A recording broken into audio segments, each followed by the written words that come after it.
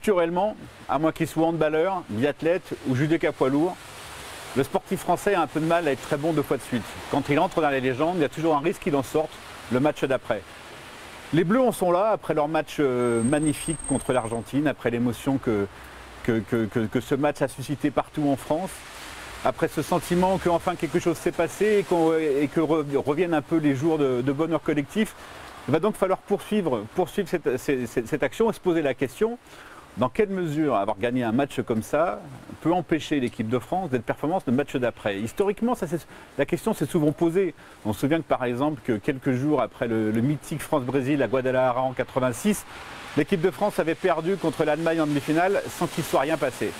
Donc c'est pas, de la même manière, à l'Euro 2016, l'euphorie de la demi-finale remportée contre l'Allemagne c'était terminé par la défaite contre le Portugal en finale.